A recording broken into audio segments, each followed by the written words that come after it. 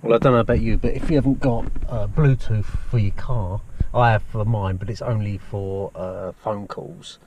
So what I've done is I've bought a little device, and there it is here. Ta-da!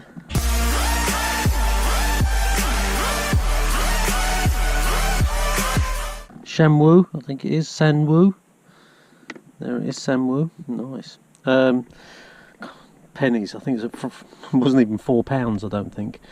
Basically what I've done is I've run a USB from the USB out into there and put the auxiliary in on here, just an audio, and that's it. You can have micro SD, and you can have USB plugged in. There's even an FM antenna there if you want it, but what we've got there is we got mode, play, next, back and equalizer.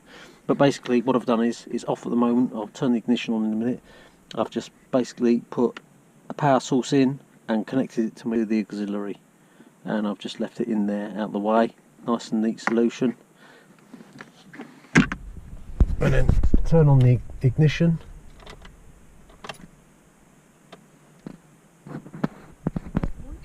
Device is ready to pair. It's even got a little message there.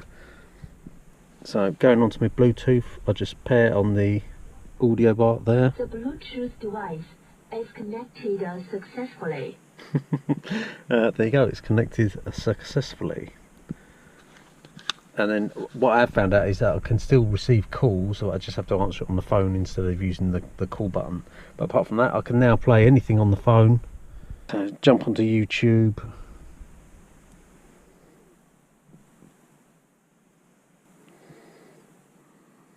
There we go. There we go.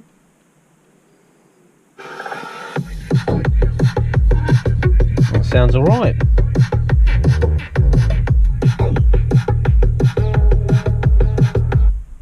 There you go, and that's all for £4. Sitting in there, you can pair it up nice and easy.